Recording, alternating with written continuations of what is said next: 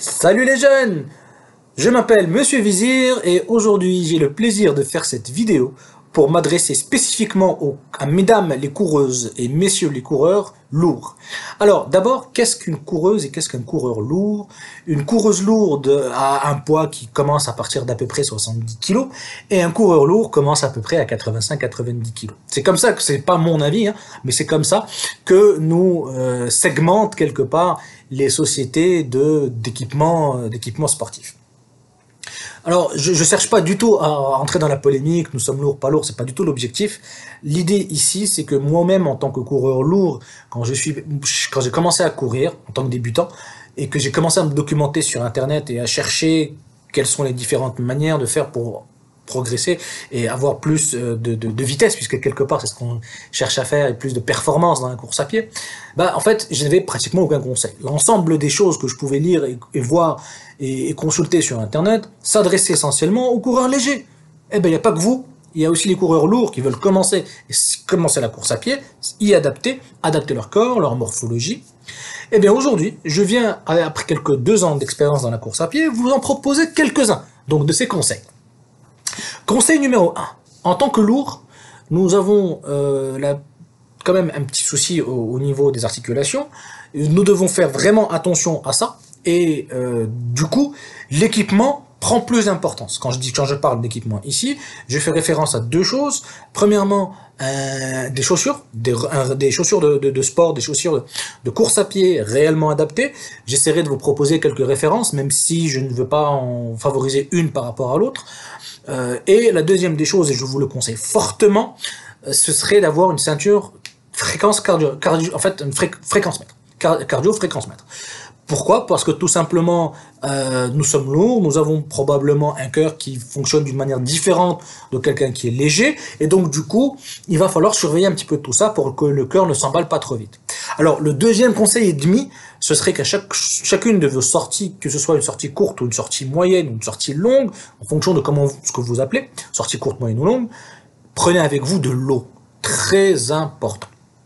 Alors, le deuxième conseil que j'aimerais donner, donc à part l'équipement, c'est au début, quand on commence à faire de la course à pied et que nous sommes un coureur ou une coureuse lourde, c'est pas la peine, mais alors là, pas du tout la peine de nous embarquer dans les différents plans d'entraînement qu'on va trouver sur Internet. En tout cas, c'est ce que je vous conseille.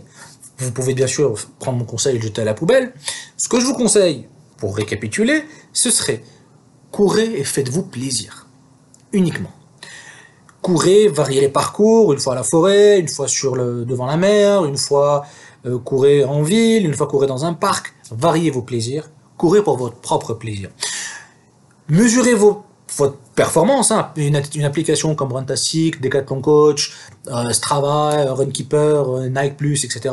sont très utiles parce qu'elles vous permettent avec le GPS de mesurer combien vous faites aujourd'hui, même si aujourd'hui on s'en fout, mais c'est pour mesurer votre progression. Entre parenthèses, quand j'ai commencé à courir, je faisais du 6 km à l'heure, avec 115 kg. Maintenant, je fais à peu près 100 kg. 8,5-9 km à l'heure ne me font plus tellement peur que ça. J'y arrive sans trop de problèmes. Donc, variez vos plaisirs. Courez et faites-vous plaisir. Les fractionnés sont aujourd'hui pas vraiment faits pour nous. Les sorties au seuil, les fractionnés, vous allez voir du 3 fois 1000 mètres, 2 fois 200 mètres avec après récupération. Aujourd'hui, on n'y est pas. Faites-vous plaisir. Courez juste et vérifiez-le si vous avez un fréquence mètre à votre endurance fondamentale, là où vous pouvez parfaitement courir et parler sans trop de difficultés. Et ça m'a suffi, hein. Personnellement, ça m'a largement suffi. J'ai pu progresser en semi-marathon de 2h48 en début 2017 à 2h14, 2h15 en juin 2018. Donc, en un an et demi de course régulière, puisque c'est mon 3e conseil, la régularité, mais j'y reviendrai, en à peu près un an et demi, j'ai gagné une demi-heure sur un semi-marathon. Ce qui est extraordinaire. Cette progression, un coureur léger ne l'aura jamais. Ne sera jamais aussi content que moi de faire cette progression. Donc, gardez juste ça en tête.